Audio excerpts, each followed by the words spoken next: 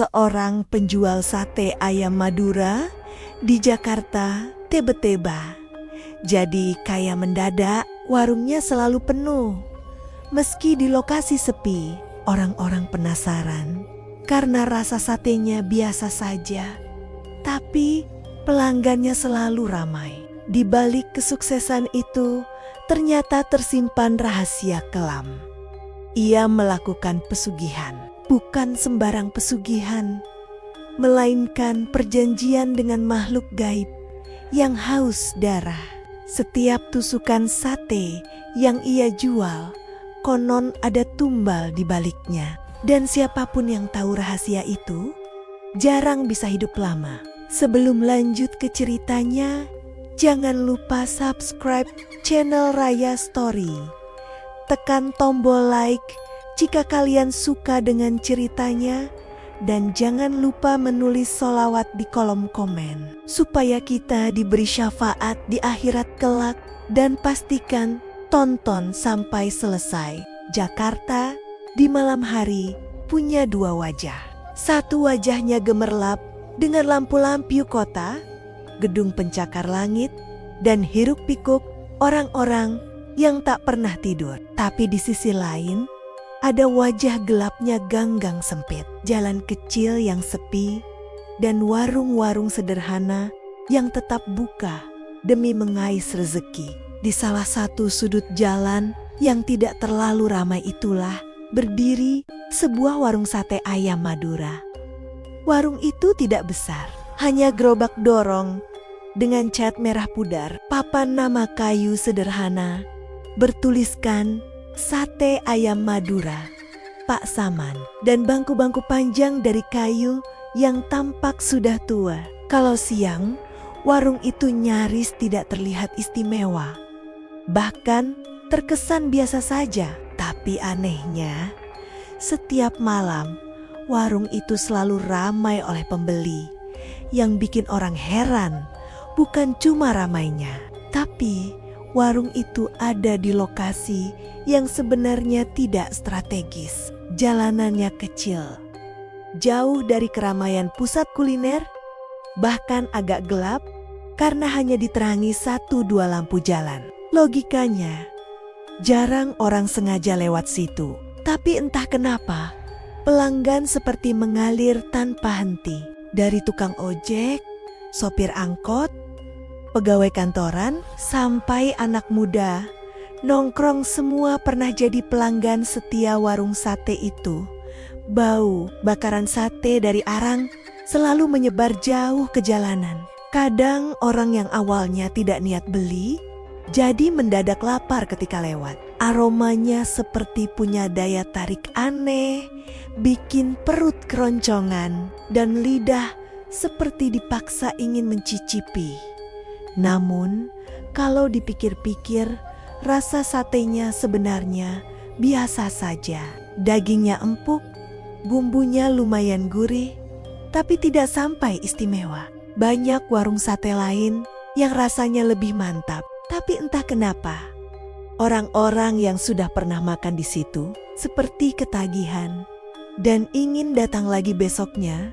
Pak Saman, si pemilik warung, dikenal sebagai pria berusia sekitar 50-an, kulitnya gelap terbakar matahari, tubuhnya agak kurus, wajahnya tirus dengan sorot mata tajam. Ia jarang senyum, lebih sering diam, sibuk mengipas sate dan melayani pelanggan. Tapi yang bikin orang heran, dulu kehidupan Pak Saman bisa dibilang sulit. Sekitar 5 tahun lalu, ia hanya penjual keliling dengan gerobak tua. Dia sering keliling dari gang ke gang, teriak sate, sate dengan suara parau. Hidupnya sederhana, ngontrak rumah petak sempit bersama istri dan anaknya. Banyak orang kasihan melihatnya, apalagi kalau hujan turun dan jualannya sepi. Namun dalam waktu singkat, nasibnya berubah drastis. Warungnya tiba-tiba ramai terus, hampir tidak pernah sepi. Uangnya mengalir deras. Bahkan katanya, sekarang ia sudah punya rumah besar di kampung halamannya di Madura, juga sebuah mobil mewah yang kadang diparkir tak jauh dari warung.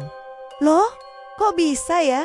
Dulu susah banget, sekarang langsung kaya. Begitu obrolan orang-orang sekitar, awalnya banyak yang kagum. Mereka berpikir mungkin memang rezeki sudah berpihak pada Pak Saman. Tapi lama-kelamaan muncul rasa penasaran bercampur curiga. Soalnya ada beberapa hal yang aneh.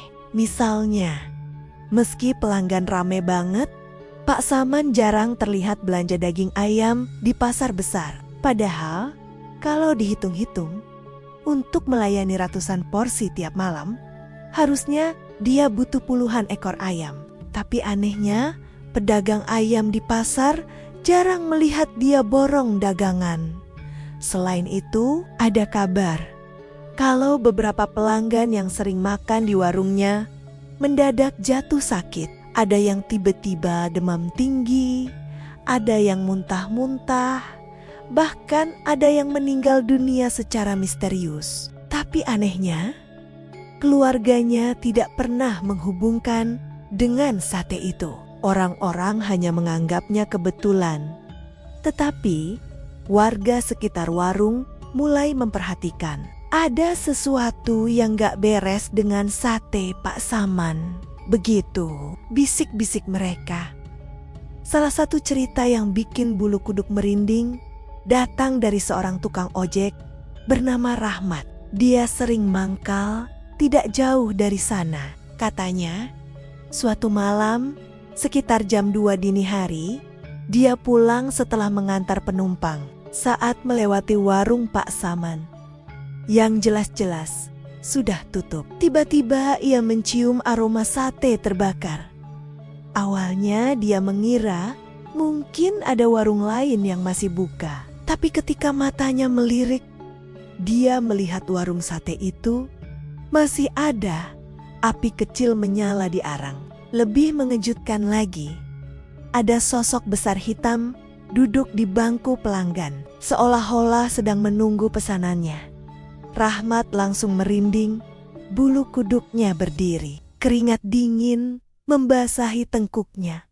Meski malam itu udaranya dingin, tanpa pikir panjang, dia tancap gas motornya, ngebut pulang. Dan sejak malam itu, dia tidak pernah mau jajan sate di situ lagi. Cerita Rahmat bukan satu-satunya. Ada juga anak kos di seberang jalan yang pernah iseng mengintip warung itu tengah malam. Dia dengar suara Pak Saman seperti sedang ngobrol. Tapi ketika diperhatikan, ternyata dia sendirian. Anehnya, bahasa yang terdengar bukan bahasa Indonesia, bukan bahasa Madura, melainkan suara aneh seperti bisikan dari dalam tanah. Anak kos itu ketakutan setengah mati. Sampai akhirnya jatuh sakit seminggu kemudian. Tubuhnya panas seperti terbakar.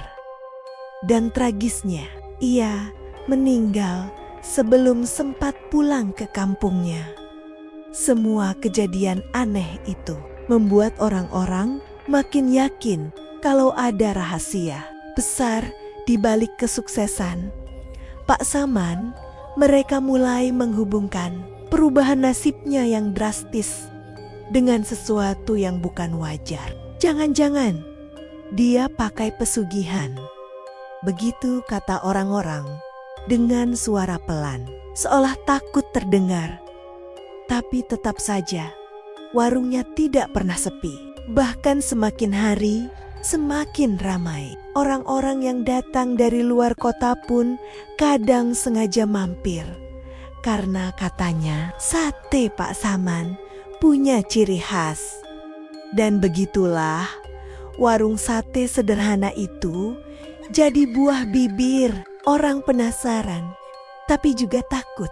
Ada yang bilang sate itu memang enak karena ada campuran sesuatu yang bukan manusiawi. Ada yang percaya setiap tusukan sate yang dijual sebenarnya mengikat nasib pembelinya. Semakin lama semakin jelas ada yang tidak wajar di balik kepulan asap arang warung sate ayam Madura di Jakarta itu. Tapi rahasia sebenarnya baru akan terungkap di malam-malam berikutnya. Jakarta kalau sudah masuk malam, udaranya berubah. Jalanan yang siang tadi panas, penuh polusi dan bising suara kendaraan, perlahan jadi lengang. Lampu-lampu jalan berjejer redup, sebagian malah mati, bikin beberapa sudut gelap gulita. Di tengah suasana itu, warung sate Pak Saman selalu jadi titik terang. Api dari arang yang menyala, asap tipis yang mengepul ke udara, dan aroma sate yang terbakar. Entah kenapa selalu terasa lebih menggoda dibanding warung sate lain. Aroma itu seperti punya kekuatan aneh. Bayangkan saja, orang yang lewat, meskipun sebelumnya tidak lapar, mendadak jadi ingin makan. Ada yang awalnya hanya berniat pulang, tapi akhirnya berhenti, duduk di bangku kayu panjang, lalu memesan beberapa tusuk sate. Tapi ada satu hal yang bikin warga heran. Kadang aroma itu tercium di waktu yang tidak wajar. Misalnya jam 1 atau 2 dini hari. Padahal warung jelas-jelas sudah tutup sejak jam 11 malam.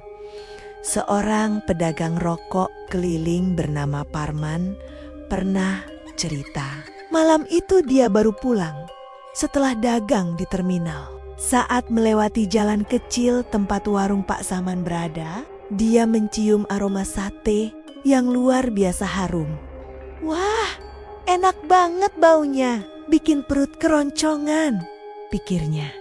Padahal dia tahu jam segitu semua warung pasti sudah tutup. Tapi baunya bukan hanya samar, melainkan benar-benar kuat, sampai bikin air liurnya menetes. Ia pun penasaran, menghentikan langkahnya dan mencoba mencari sumber aroma. Ketika menoleh ke arah warung sate, Pak Saman, matanya mendadak terbelalak. Dari kejauhan, ia melihat api kecil masih menyala di tungku arang. Asap tipis mengepul, jelas seperti ada yang sedang membakar sate. Tapi warung itu gelap, tidak ada satupun lampu menyala. Gerobaknya tertutup kain, bangku kosong melompong. Parman makin penasaran. Dia melangkah mendekat, ingin memastikan. Tapi makin dekat, makin aneh rasanya. Bau sate itu semakin kuat, tapi jantungnya berdegup kencang. Seperti ada yang mengingatkan, jangan coba-coba. Dan benar saja, ketika jaraknya tinggal beberapa meter, ia melihat ada sosok duduk di bangku kayu. Sosok itu membelakanginya. Tubuhnya besar, jauh lebih tinggi dari manusia biasa. Rambutnya panjang kusut, menjuntai menutupi punggung. Dari tangannya terlihat jelas sedang memegang tusukan sate. Parman langsung kaku. Kakinya gemetar. Otaknya bilang lari, tapi tubuhnya terasa kaku, seperti dipaku di tempat. Ia hanya bisa menelan ludah, sementara matanya tidak bisa lepas dari sosok menyeramkan itu. Tiba-tiba, sosok itu berhenti mengipas sate, lalu menoleh perlahan ke arahnya. Dan saat wajahnya terlihat, Parman hampir pingsan. Matanya merah menyala, bola matanya besar, seperti bara api. Mulutnya menganga lebar, dipenuhi gigit tajam yang berjejer rapat. Darah segar menetes dari sudut bibirnya. Aku lapar. Suara itu dalam, berat, dan bergema, seakan datang dari perut bumi. Parman langsung tersadar. Tanpa pikir panjang, dia lari sekuat tenaga. Tidak peduli lagi dengan dagangan rokoknya yang jatuh berserakan di jalan. Nafasnya terengah-engah, kakinya seperti mau copot. Baru setelah sampai di rumah kontrakannya, ia menutup pintu rapat-rapat. Tubuhnya gemetar, dan malam itu ia tidak bisa tidur sama sekali. Sejak kejadian itu, Parman tidak pernah berani lewat jalan itu kalau sudah lewat tengah malam. Cerita Parman bukan satu-satunya. Ada juga seorang mahasiswa bernama Aldi yang kos di dekat situ. Suatu malam, ia pulang setelah nongkrong bersama temannya. Waktu lewat di depan warung sate, Pak Saman, jam menunjukkan pukul 1:30 pagi. Aldi pun merasakan hal yang sama. Bau sate tercium begitu harum.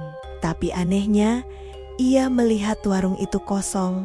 Bahkan gerobaknya sudah ditutup rapat. Loh, kok masih ada bau sate? Pikirnya.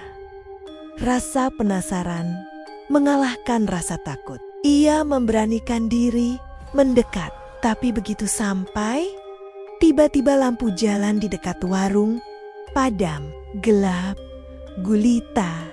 Hanya tersisa cahaya samar dari bara arang yang entah kenapa masih menyala. Dan di momen itu, Aldi mendengar suara seperti bisikan. "Coba makan satu tusuk saja." Suaranya lirih, seakan berdesir di telinga. Aldi terlonjak kaget. Dia menoleh kanan kiri, tapi tidak ada siapa-siapa. Jalanan kosong, hanya ada dirinya dan warung itu. Keringat dingin langsung mengucur di pelipisnya.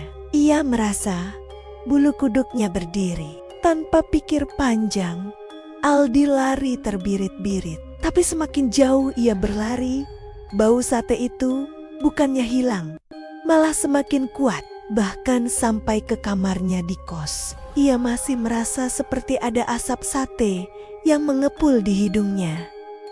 Keesokan paginya, Aldi jatuh sakit. Badannya panas tinggi, matanya merah, dan ia terus muntah-muntah.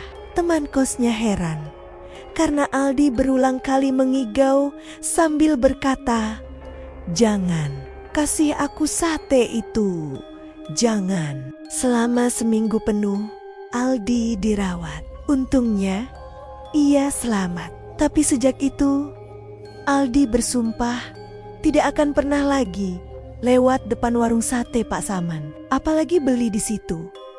Semakin lama, semakin banyak cerita serupa yang tersebar. Warga sekitar mulai percaya aroma sate yang selalu mengundang itu bukanlah aroma biasa. Katanya, itu adalah bagian dari pesugihan. Aroma itu sengaja dilepaskan untuk menarik korban. Siapa yang terbuai akan jadi sasaran berikutnya. Ada yang bilang sate itu sebenarnya bukan sate ayam biasa. Ada campuran sesuatu, di dalamnya sesuatu yang tidak boleh dimakan manusia. Ada juga yang percaya setiap orang yang makan sate itu, sebagian jiwanya terserap jadi tumbal untuk memperkuat perjanjian gaib Pak Saman. Tapi meski gosip menyeramkan itu semakin menyebar, anehnya warung itu tetap tidak pernah sepi. Orang-orang tetap datang, seakan tidak peduli, bahkan semakin ramai. Kadang muncul pertanyaan di benak warga. Apa mereka tidak dengar gosipnya? Atau justru mereka tidak bisa melawan keinginan untuk datang lagi? Dan yang lebih aneh lagi, beberapa orang yang awalnya tidak percaya, setelah mencoba sekali saja, besoknya selalu kembali lagi. Seolah sate itu membuat ketagihan bukan karena rasa, tapi karena sesuatu yang tidak bisa dijelaskan dengan logika. Malam demi malam, aroma sate itu terus menyebar.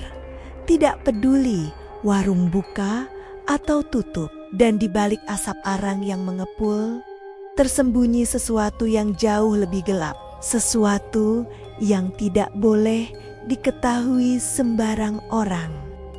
Warung sate Pak Saman Di siang hari terlihat sangat biasa. Gerobaknya terparkir di pinggir jalan, tertutup terpal.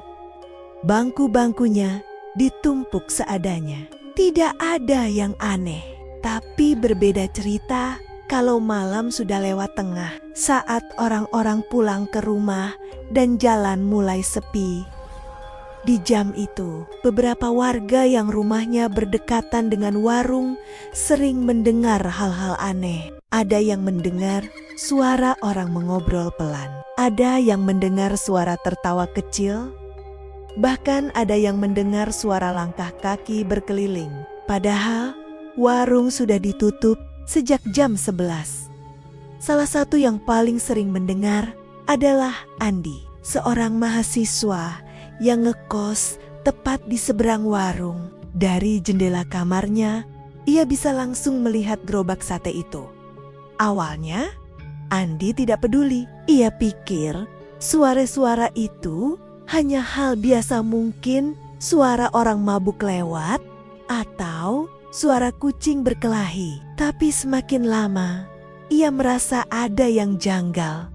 Malam itu, sekitar pukul 11:30, Andi sedang belajar sambil menyalakan musik pelan di laptop. Angin malam masuk lewat jendela yang sedikit terbuka. Dari luar, tiba-tiba terdengar suara. Suara itu seperti orang bicara, pelan tapi terus-menerus. Bukan bahasa Indonesia, bukan bahasa Jawa, apalagi Madura. Nada suaranya berat, berulang-ulang seperti mantra.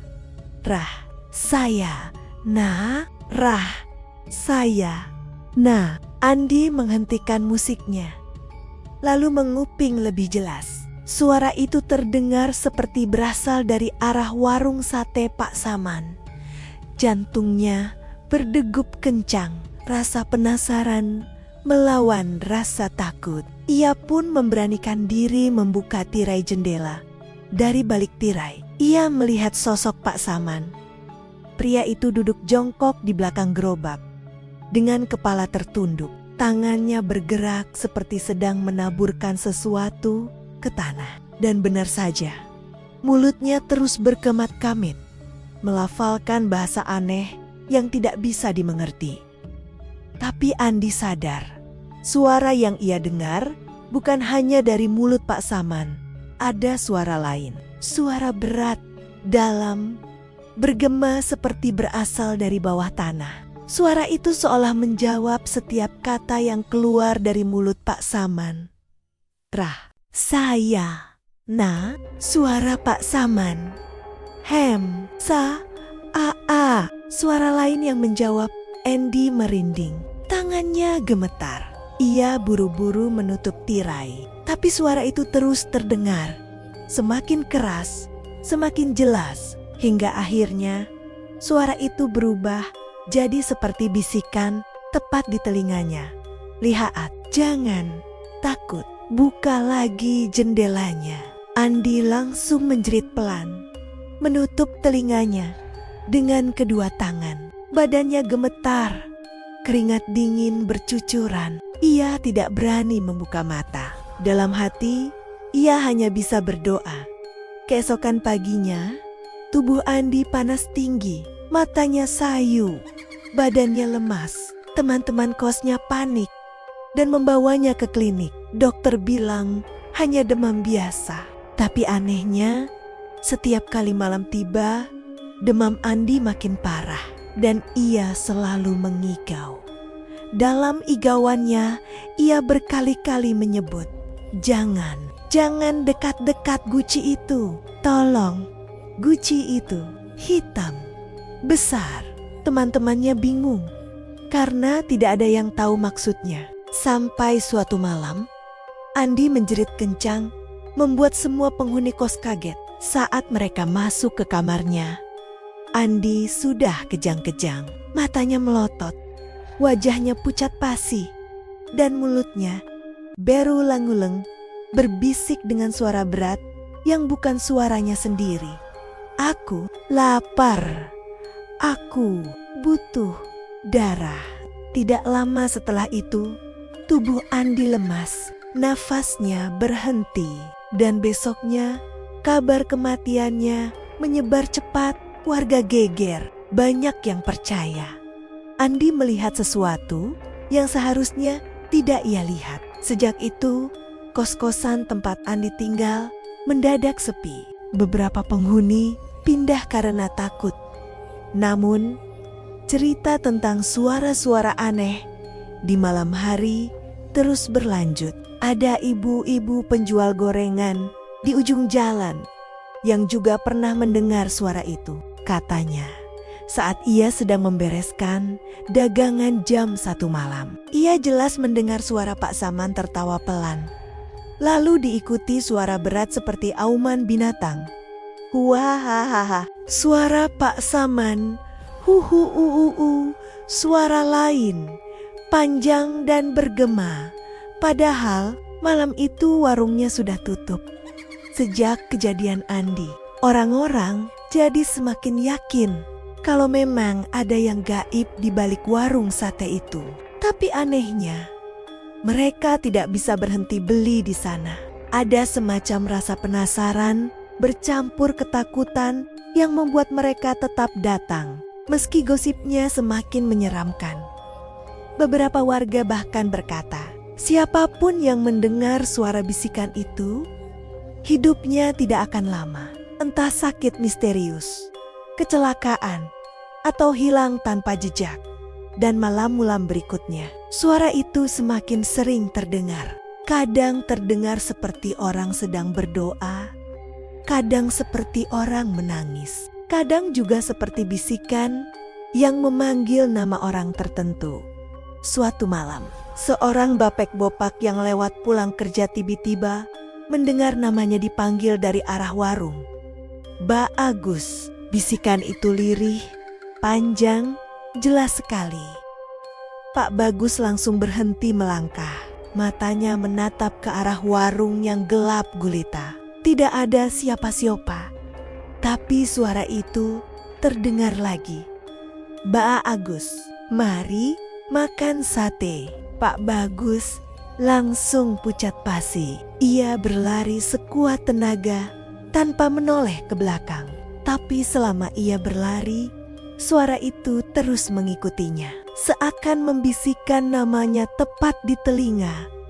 Keesokan harinya, warga dikejutkan kabar kalau Pak Bagus mengalami kecelakaan di jalan raya. Tragisnya, tubuhnya terlindas truk besar. Dan saat polisi memeriksa barang bawaannya, mereka menemukan bungkusan sate dari warung Pak Saman di tas plastiknya. Cerita itu makin menguatkan keyakinan warga. Bisikan-bisikan dari warung itu adalah panggilan maut. Siapapun yang mendengarnya, cepat atau lambat, akan jadi korban. Tapi meskipun begitu, warung sate itu tetap berdiri, tetap ramai, dan tetap mengeluarkan aroma serta suara-suara misterius di tengah malam. Dan orang-orang mulai sadar kalau ada sesuatu yang lebih besar dari sekadar sate. Ada perjanjian gelap yang sedang dipelihara di sana.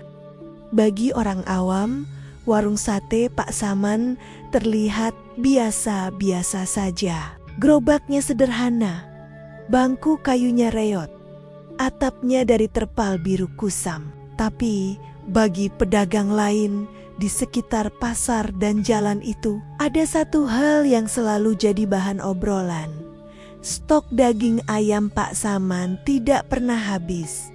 Logikanya begini, kalau satu malam bisa menjual ratusan tusuk sate, artinya ia butuh puluhan ekor ayam.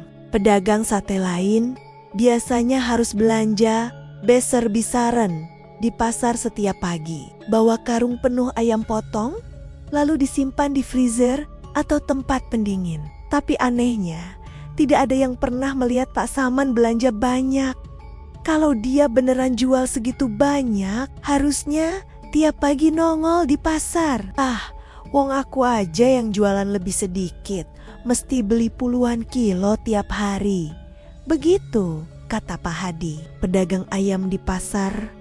Beberapa pedagang bahkan bilang, Pak Saman jarang sekali mampir beli ayam. Kalaupun datang, paling hanya bawa 1-2 ekor. Tapi malamnya, warungnya bisa ramai sampai ratusan pelanggan. Dari mana datangnya semua daging itu? Cerita makin aneh ketika seorang pemuda bernama Riko yang pernah kerja jadi tukang cuci piring di warung itu buka suara. Gue kerja di situ cuma seminggu, nggak kuat. Ada yang nggak beres. Begitu pengakuannya ke Tumontemonia.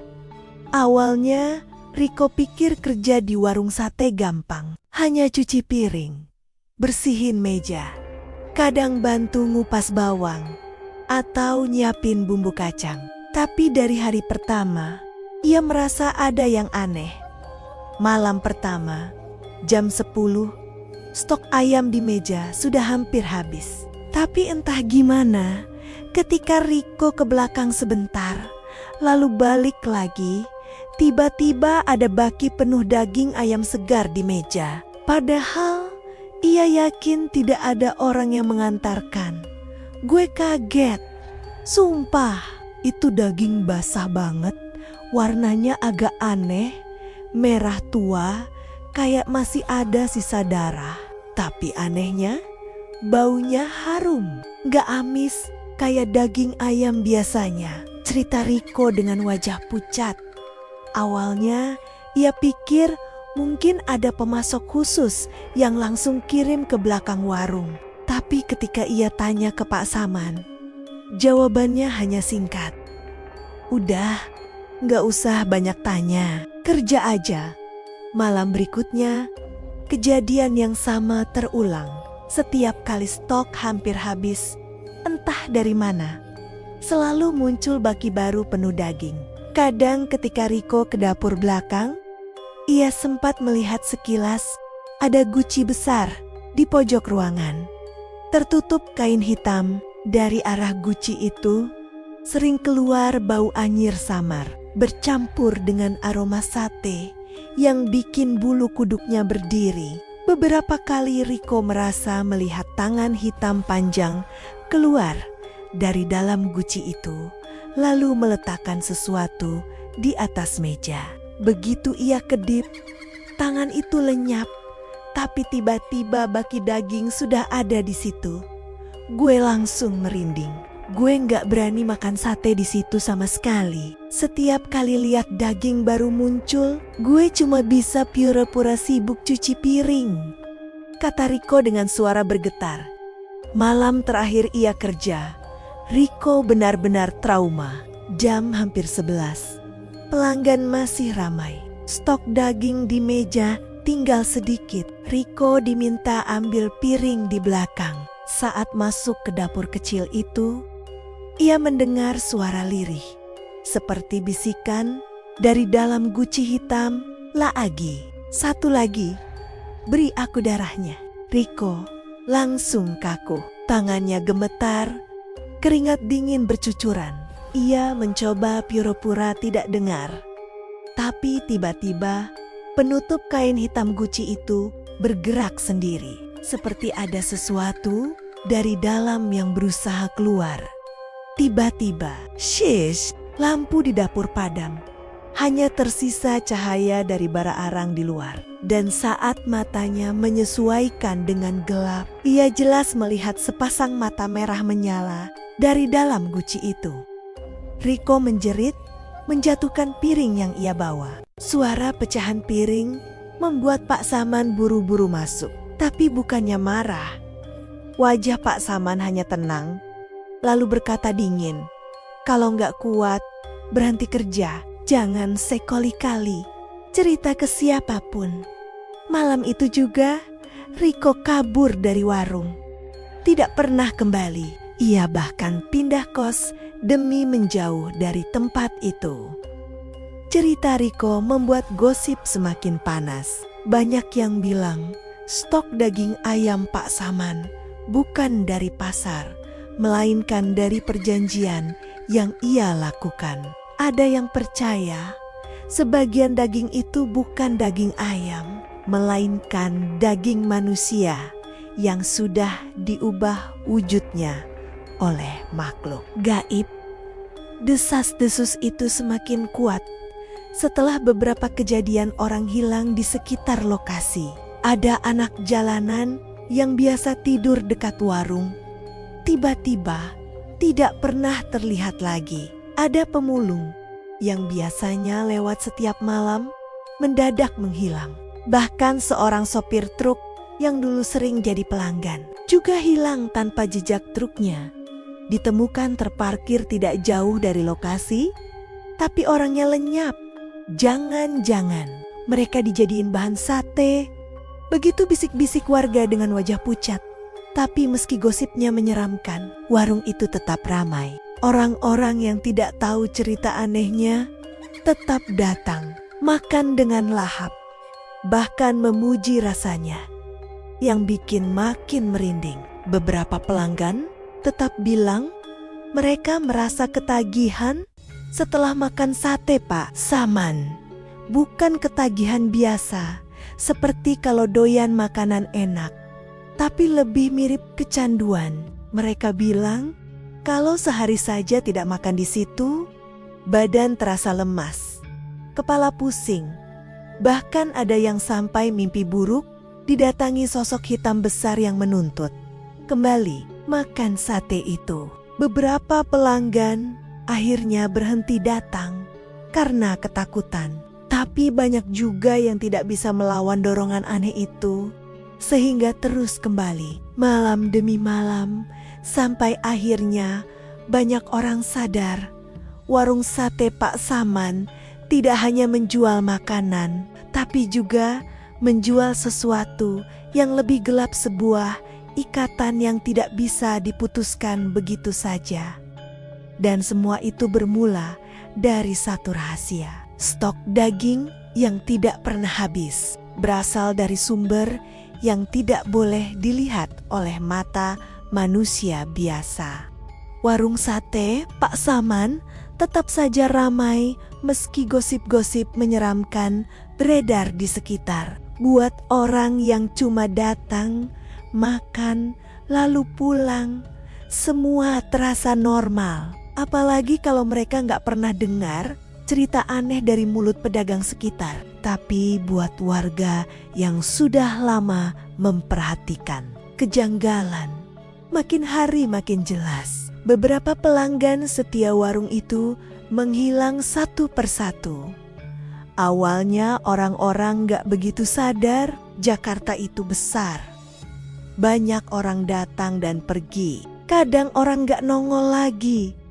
Biasanya dianggap sudah pindah, ganti kerja, atau gak sengaja ketemu lagi. Tapi kalau jumlahnya makin banyak dan semuanya punya kesamaan pernah jadi pelanggan, Pak Saman itu jelas bikin merinding. Salah satu cerita datang dari Ibu Marni, seorang pedagang gorengan di seberang jalan. Ia sering lihat pelanggan tetap warung sate, seorang sopir angkot bernama Ujang.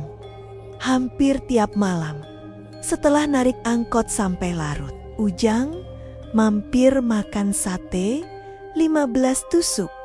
Orangnya ramah, suka nyapa saya sambil nunggu satenya mateng, kata Bu Marni. Tapi suatu malam, Ujang gak pernah datang lagi. Awalnya orang kira dia pindah jalur atau berhenti jadi sopir. Tapi seminggu kemudian, keluarganya lapor ke polisi. Ujang hilang tanpa jejak. Angkotnya masih ada, terparkir di dekat terminal, tapi orangnya lenyap. Lalu ada cerita lain, seorang mahasiswa kos dekat situ. Namanya Ardi.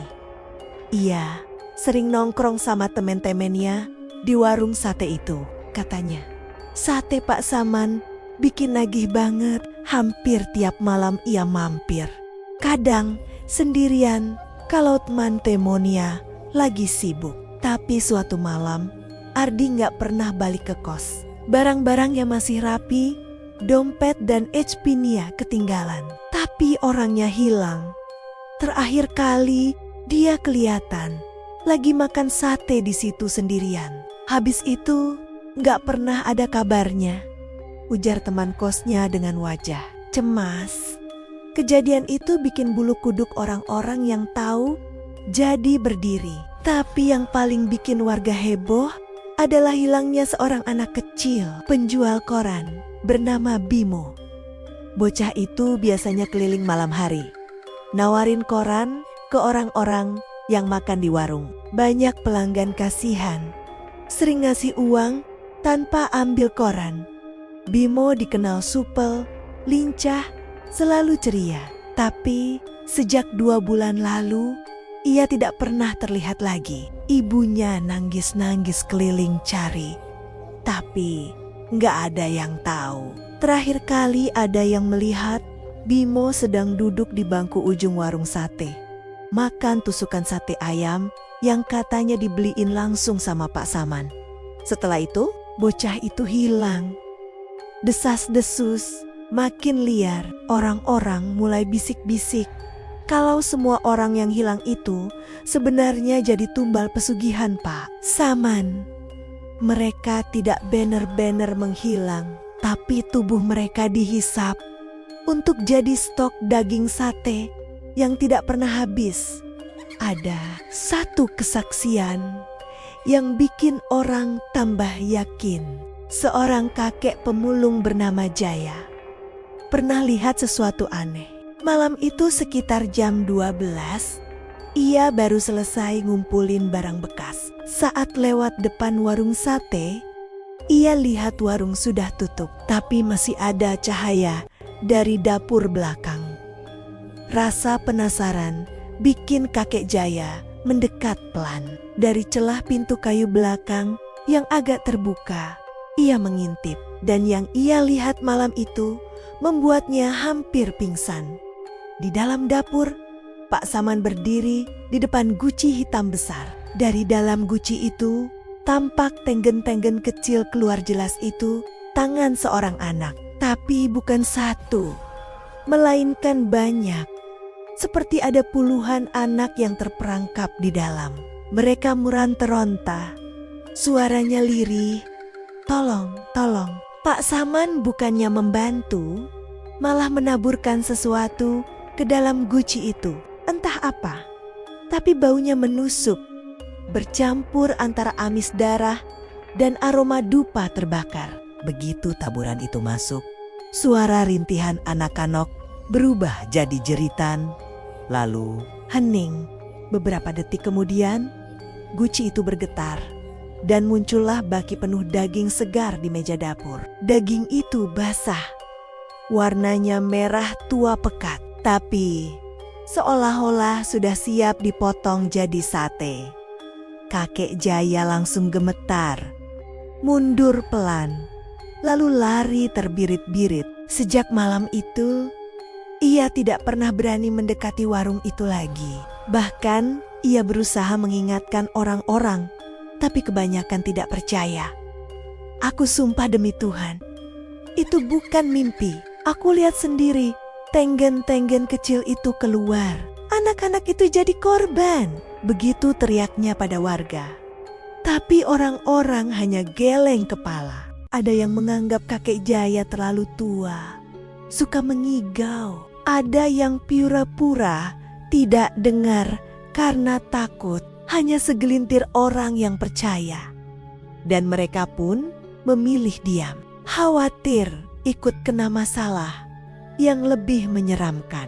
Ada juga pelanggan yang mengaku mengalami kejadian aneh setelah makan sate Pak Saman.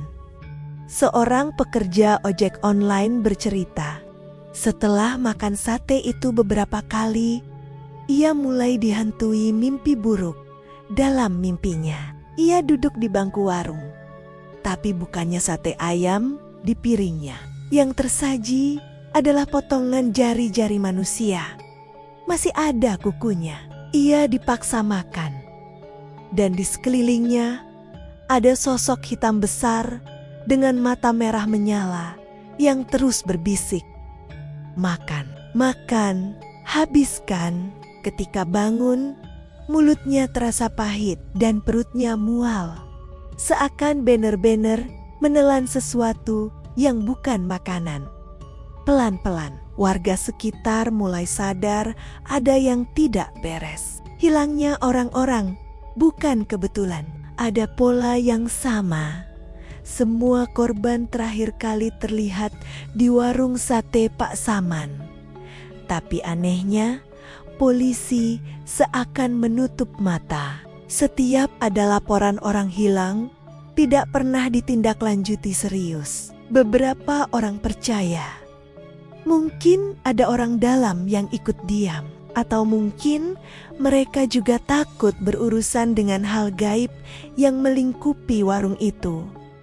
Yang jelas, satu persatu pelanggan hilang dan gosip itu akhirnya jadi rahasia umum yang hanya dibicarakan dengan suara pelan. Penuh ketakutan, kalau makan sate di sana, jangan sampai sendirian. Jangan sampai pulang terlalu larut. Karena bisa giliran kita yang hilang. Dan semakin banyak orang hilang, semakin ramai pula warung sate Pak Saman Siuliola. Setiap korban yang hilang justru membuat warung itu semakin terkenal. Semakin banyak didatangi, semakin sulit bagi siapapun untuk menghentikannya. Warung sate Pak Saman makin hari makin terkenal. Bukan cuma warga sekitar, tapi orang-orang dari luar Jakarta pun mulai berdatangan. Katanya, kalau ke ibu kota belum lengkap, kalau belum nyobain sate ayam Madura milik Pak Saman, di balik ramainya warung, ada satu benda yang selalu jadi pusat misteri. Guci hitam besar di dapur belakang.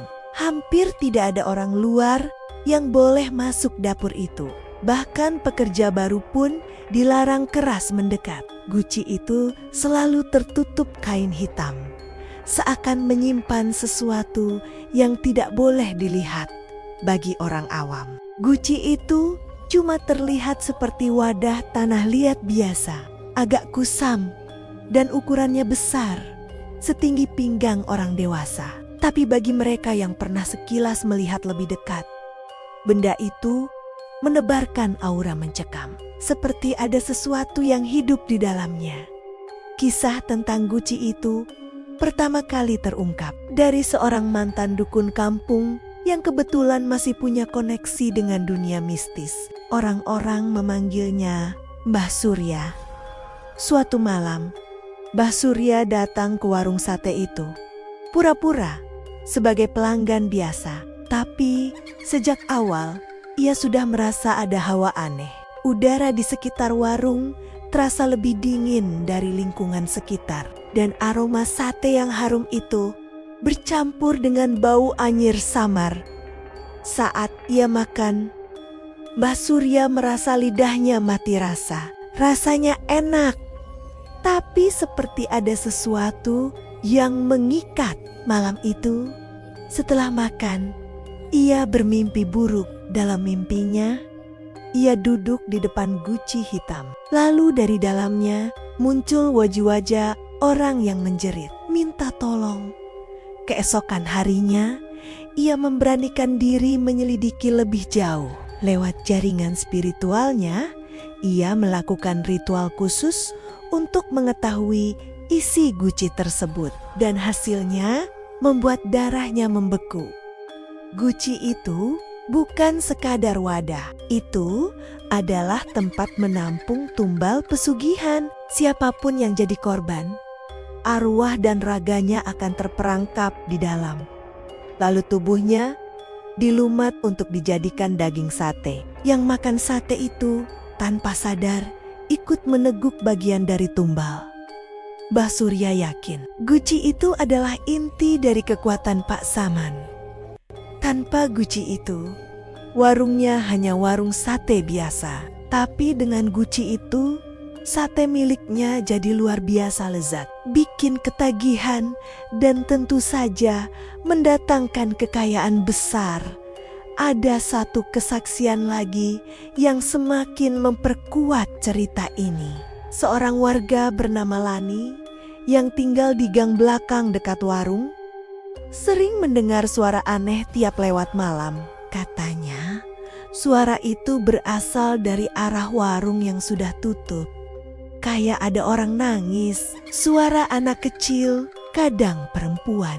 Tapi bukan nangis biasa.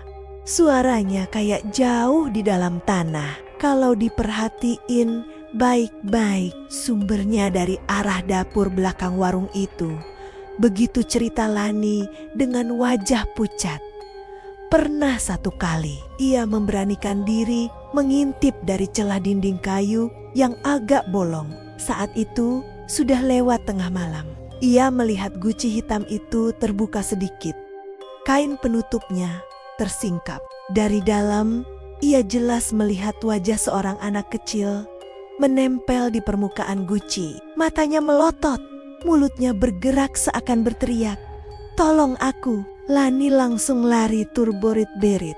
Tidak pernah berani lewat gang itu lagi. Seiring waktu, makin banyak cerita menyeramkan yang mengaitkan guci hitam dengan orang-orang yang hilang. Beberapa orang yang nekat coba mendekat ke dapur. Katanya, mengalami hal-hal aneh. Ada yang tiba-tiba sakit keras tanpa sebab. Ada yang tiba-tiba bisu. Bahkan ada yang mendadak gila hanya karena berani melihat guci itu terlalu lama. Tapi yang paling menyeramkan adalah cerita seorang lelaki bernama Rendra yang mabuk berat suatu malam dan tanpa sadar masuk ke area belakang warung sate itu. Rendra sedang jalan sempoyongan mencari tempat buang air. Ia melihat pintu dapur warung sate agak terbuka. Jadi ia masuk tanpa pikir panjang.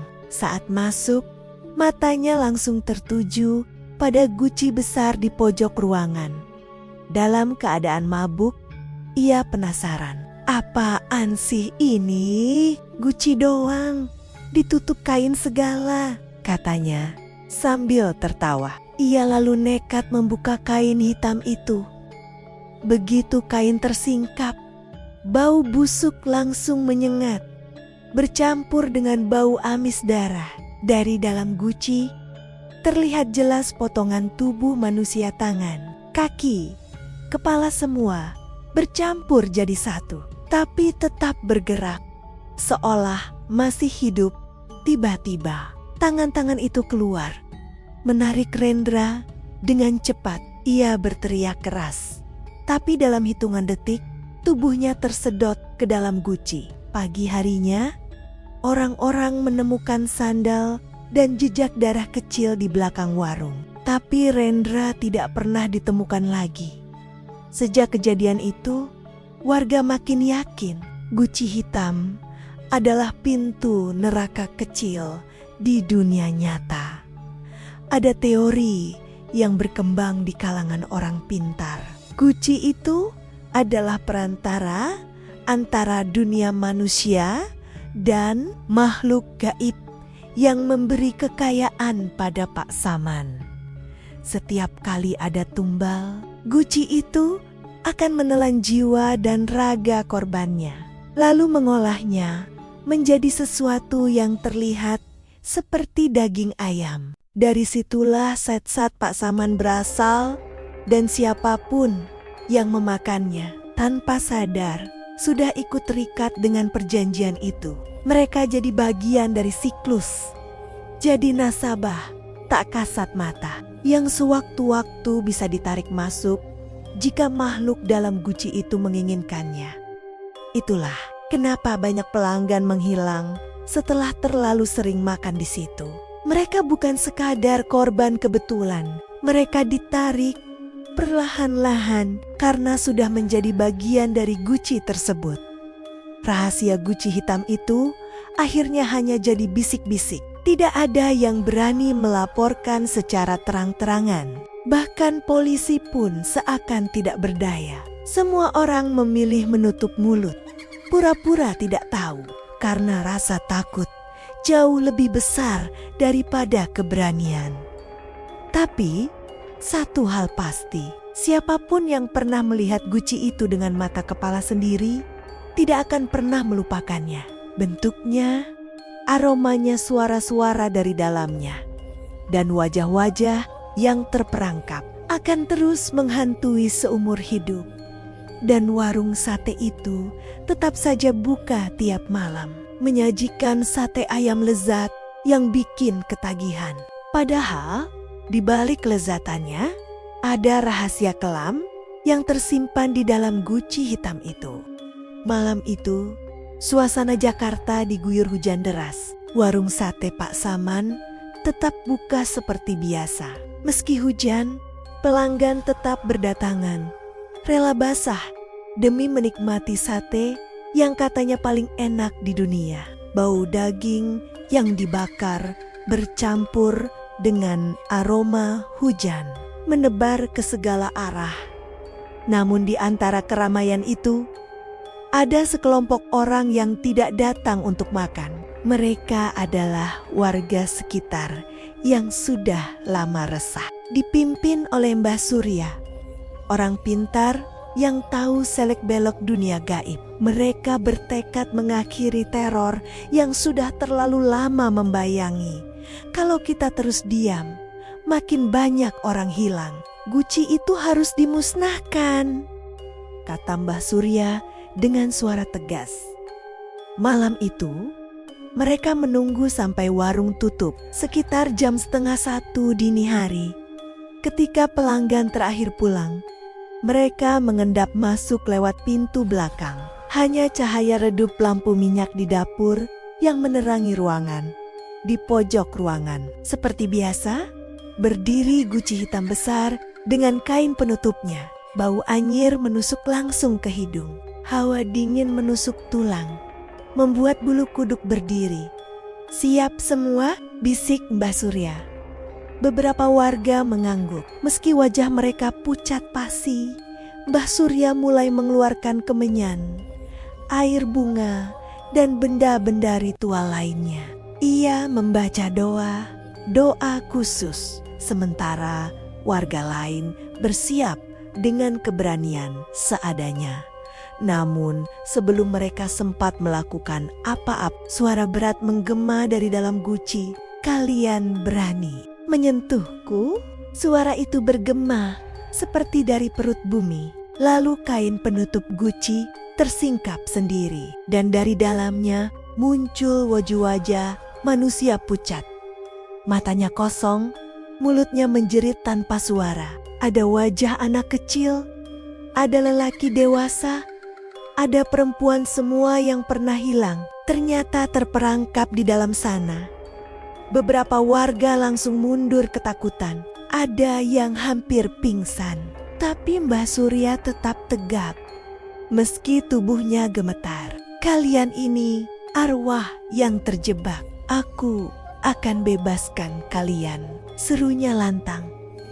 Ia mulai memercikan air bunga ke arah guci. Tiba-tiba, guci itu bergetar keras. Dari dalamnya keluar tangan-tangan hitam panjang, meraih siapa saja yang ada di dekatnya. Satu warga berhasil ditarik, menjerit histeris. Untung warga lain cepat menariknya kembali sebelum tubuhnya tersedot. Suasana berubah kacau. Guci itu kini memuntahkan suara-suara mengerikan. Tangisan, jeritan, bahkan tawa melengking yang membuat telinga sakit.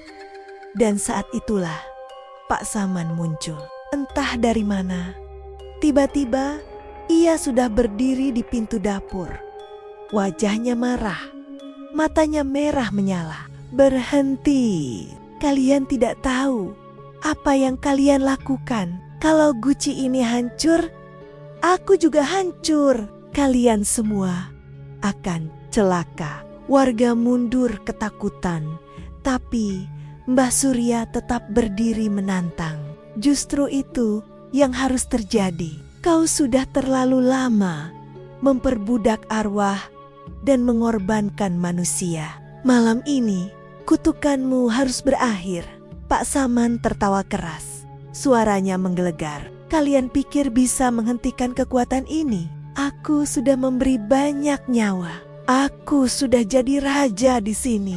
Tanpa guci ini, kalian semua bukan siapa-siapa."